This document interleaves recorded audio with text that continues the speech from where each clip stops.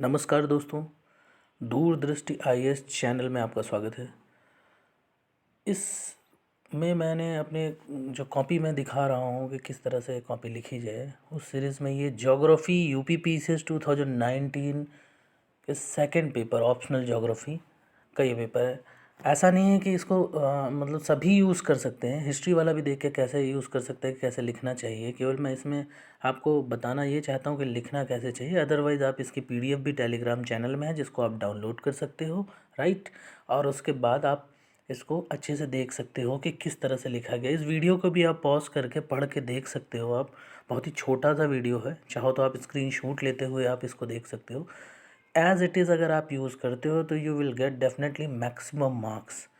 इसका मैंने भी यूज़ किया हुआ और मुझे खुद इसके फ़ायदे मिले हैं, और वही मैं आपको शो करना चाहता हूँ कि आप अभी ये मेंस में, और ये कि कोई भी मेंस हो, चाहे वो यूपीएससी का हो, चाहे यूपीपीसीएस का हो, चाहे वो एमपीपीसीएस का हो, यूके पीसीएस का हो, आरएएस हो, राजस्थान पीसीएस का हो, कोई भी एग्ज़ाम है जिसमें मेंस लिखना है या मेंस कैसे लिखा जाए, कैसे फॉर्मेटिंग की जाए, इंट्रोडक्शन पार्ट कैसे होना चाहिए, मेन बॉडी पार्ट कैसे होना चाहिए, पॉइंट्स में लिखें या फिर पैराग्राफ में लिखें, पैराग्राफ पॉइंट्स मिक्स कैसे करें, कैसे फ़्लो चार्ट बनाएं, डिफरेंस करते हैं तो किस तरह से पॉइंट वाइज डिफरेंस करें, किस तरह से मैप का प्रयोग करें, मैप का यूज़ किस तरह से करें, और अपने कंक्लूज़न में भी हम किस तरह से कंक्लूड करें किसी भी आंसर को, कितने वर्ड्स में करना है, पेज छोड़ना है कि नहीं छोड़ना है। बेटर ये होगा आप इसी तरह के आंसर लिखो और इसी तरह की कॉपी का यूज़ करते हुए लिखो, जैसे विज़न यूपीपीसीएस का फॉर्मेट है, या आप अपने आप भी फॉर्मेट बना सकते हो, उस पर लिखो तो बेटर होगा। और लगभग आपको सारे क्वेश्चन अटैम्प्ट करने हैं, कोई भी नहीं छोड़ना है, ये तो बेसिक है। और उसके बाद आपको उसको भी डेकोरेट करना है, लोगों से अच्छा लिखना है।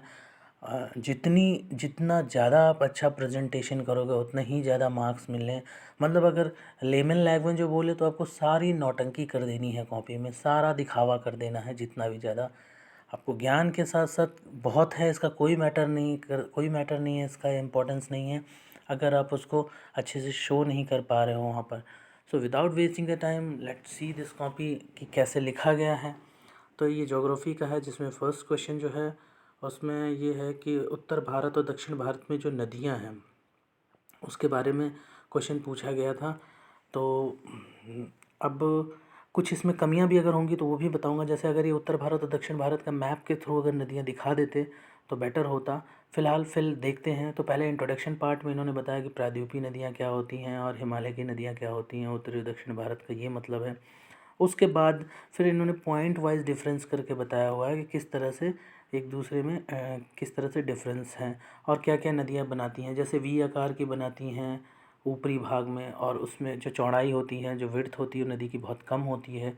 तीव्रता स्पीड जो होती है पानी की जो, वो बहुत ही ज़्यादा होती है क्योंकि स्लोप बहुत ज़्यादा होता है।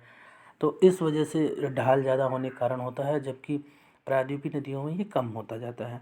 इसी तरीके से आप देखिए एग्ज़ाम्पल में भी इन्होंने दिया हुआ है। तो यहाँ पर अगर एग्ज़ाम्पल यहाँ पे अगर लिख दिया जाता कि इसमें पॉइंट्स में कि उदाहरण या यथा करके इस तरह करके, तो बेटर होता अंडरलाइन करके कि ब्रह्मपुत्र गंगा ये जो हैं टोन्स हैं, या फिर और भी सिंधु सतलुज है, ये हिमालय की नदियाँ हैं, इनके बारे में जिक्र किया होता है। एग्ज़ाम्पल ज़्यादा से ज़्यादा दीजिए। और ये नर्मदा ताप्ती गोदावरी, इनका भी अब कावेरी का भी उदाहरण दिया जा सकता था।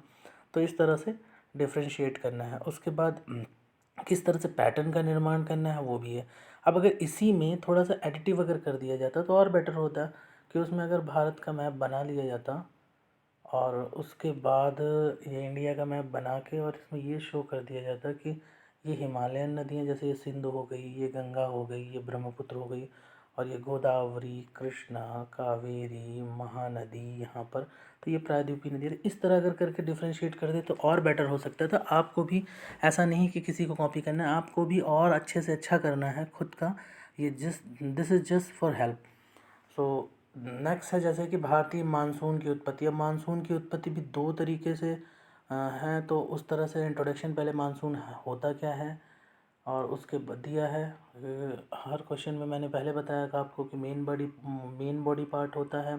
पहले इंट्रोडक्शन होगा, then main body body part होगा, और देन कंक्लूजन होगा, आईएमसी। ये ज़रूर है। अब मेन बॉडी पार्ट को कैसे करना है उसके बारे में भी डिटेल दी हुई है। सबसे पहले तो इंट्रोडक्शन आई कैचिंग और बहुत ही शॉर्ट होना चाहिए। उसके बाद मेन बॉडी पार्ट में ही फ्लो डायग्राम, ग्राफ और हम मैप का यूज़ करते हैं। एंड देन कंक्लूज़न हमेशा जो होता है वो प्रोस्पेक्टिव या पॉजिटिव नोट्स के साथ हम रखेंगे।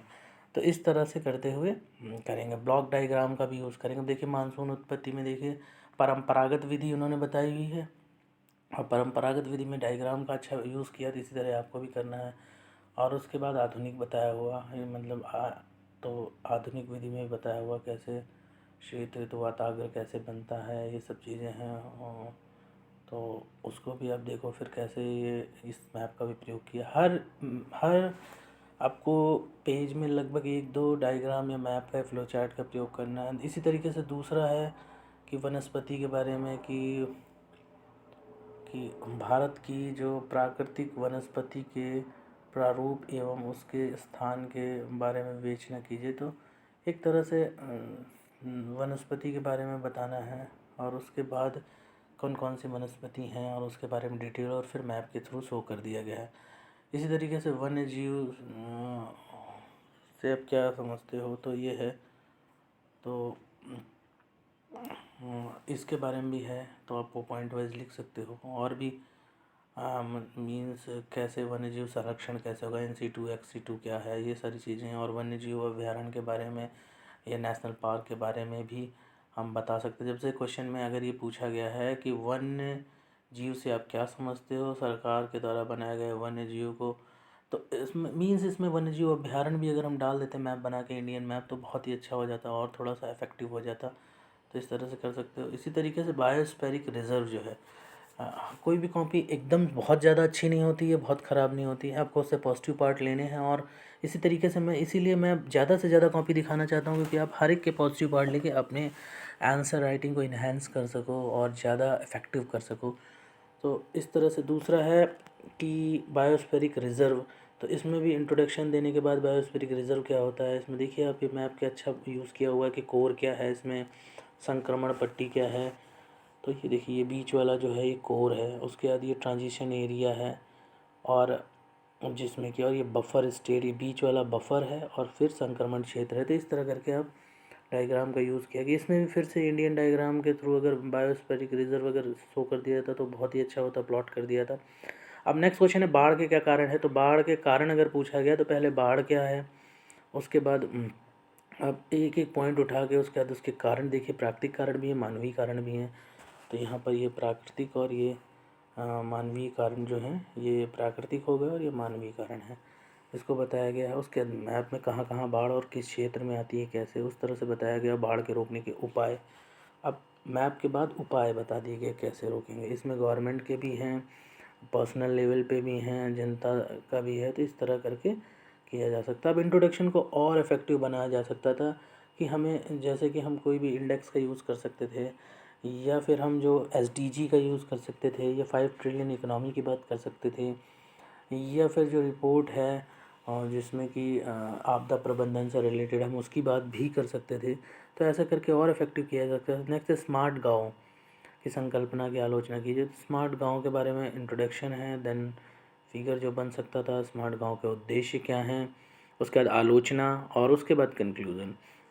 अब एक स्मार्ट गांव या स्मार्ट सिटी के लेकर एक पिरामिड वाला स्ट्रक्चर भी है, जिसमें कि कितने स्मार्ट हैं विलेज हैं, और फिर स्मार्ट सिटी हैं, और फिर इस तरह करके हृदय मिशन करके ये है। तो इसको भी यूज़ किया जा सकता है। दूसरे किसी कॉपी में आएगा तो देख लेना आप, या मैं फिर से उसको याद दिलाऊंगा। तो किस तरह से आप हर जगह से, वो मैंने किसी और कॉपी में देखा था इसलिए उसकी बात कर रहे हैं।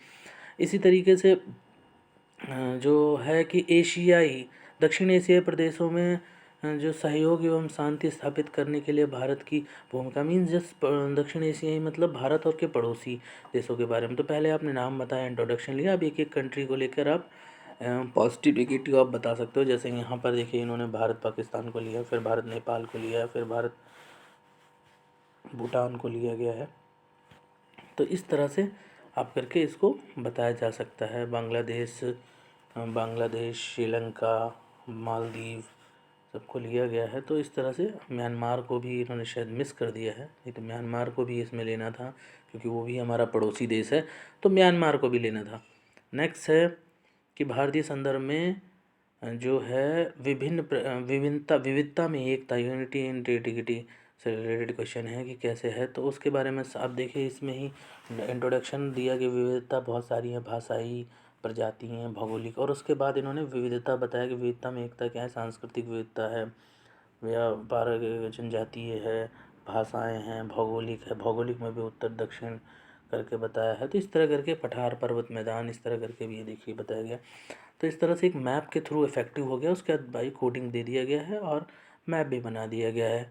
तो इससे और भी ज़्यादा इफेक्टिव लग रहा है। इसी तरीके से भारतीय कृषि की मुख्य विशेषताएं का विवेचना करना है। तो कृषि की विशेषताएं हैं जो, अब वो तो मानसून पर निर्भर है, सभी है, लेकिन किस तरह से पॉइंट वाइज पहले इंट्रोडक्शन दिया कि कृषि कितनी है, योगदान कितना है सकल घरेलू उत्पाद में, कितनी आबादी इस पे डिपेंड करती है, देखिए ऑलमोस्ट 60 बताया, फिर 20 बताया है, और फिर इसकी विशेषता बता दी गई। विशेषताओं में बता दिया गया मानसून पर निर्भरता, सीमांत और लघु किसान हैं, ऋण हैं, और भूमि उत्पादकता की कमी है, इस तरह करके, और कहाँ कहाँ उसका हरित प्रदेश को बता दिया गया, जिक्र किया गया कि हरित प्रदेश ये था, इस तरह करके।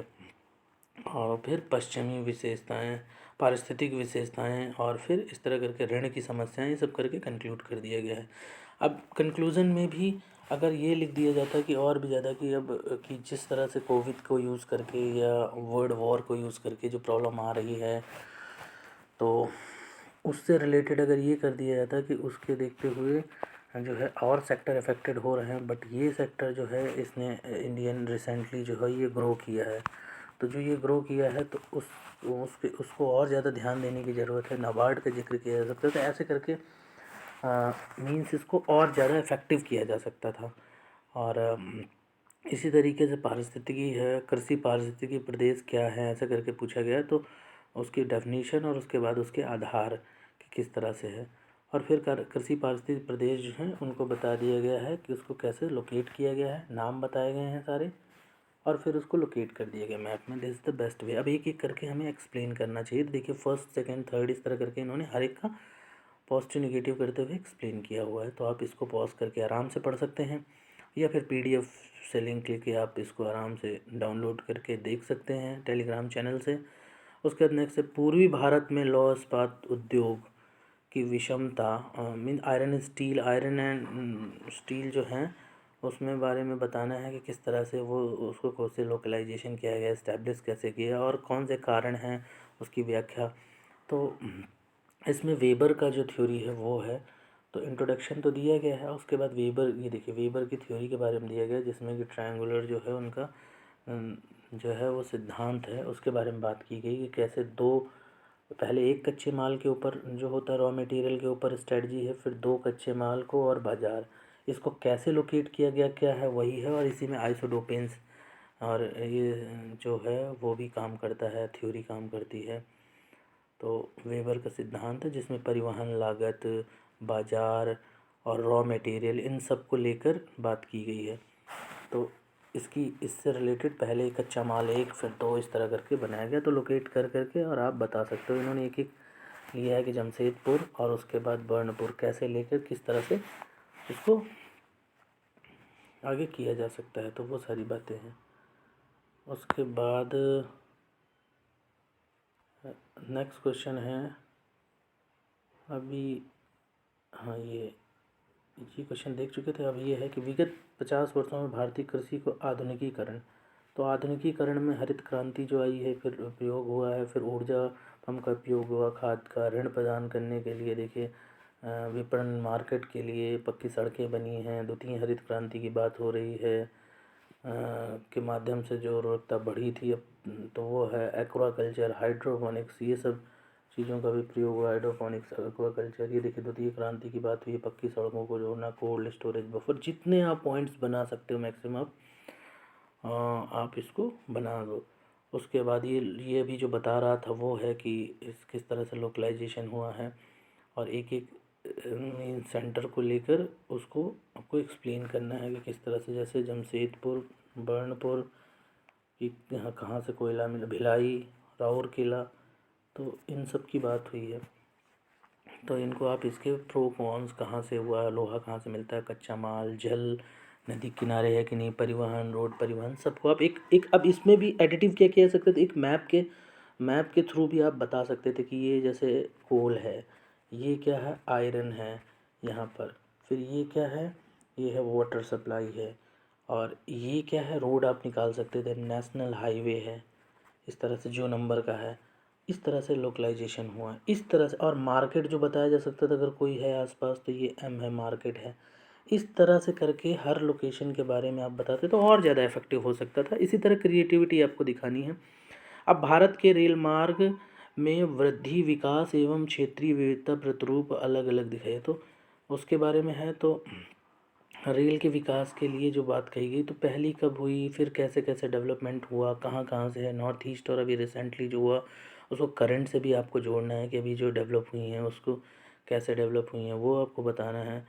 और घनत्व के हिसाब से भी देखिए डिवाइड किया गया, वितरण को कैसे, मध्यम घनत्व, अत्यधिक घनत्व, और ये है निम्न घनत्व, तो किस तरह से डिवाइड करके मैप बना दिया गया है।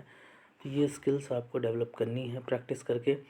नाउ है भारत में चतुर्भुज योजना क्या है, तो गोल्डन स्वर्णिम चतुर्भुज, तो गोल्डन क्वाड्रिलेटरल जो है वो योजना क्या है, आपस में बड़ी मेट्रोपॉलिटन सिटी को कनेक्ट करना है, मैप की हेल्प से बना दिया गया है कि देखिए चेन्नई, मुंबई, दिल्ली और कोलकाता कैसे इसको आपस में कनेक्ट किया गया है वो है। और उसके बाद इसी तरीके से, तो आप देखिए और एडिटिव आप करने की सोचो, किसी की कॉपी मत करोगे, आप केवल ये कॉपी कर लो बस यहाँ से मिल जाए। अब जितनी ज़्यादा ज़्यादा कॉपी देखोगे, जितनी ज़्यादा ज़्यादा राइटिंग स्किल करोगे, प्रैक्टिस करोगे, उतनी ज़्यादा आपकी स्किल जो है वो डेवलप होगी, उतना ही ज़्यादा आप अट्रैक्टिव लिख सकेंगे और आपको मैक्सिमम मार्क्स मिल सकेंगे। सो नेक्स्ट कॉपी में फिर से मिलते हैं देखने में। टिल देम बाय, जय हिंद।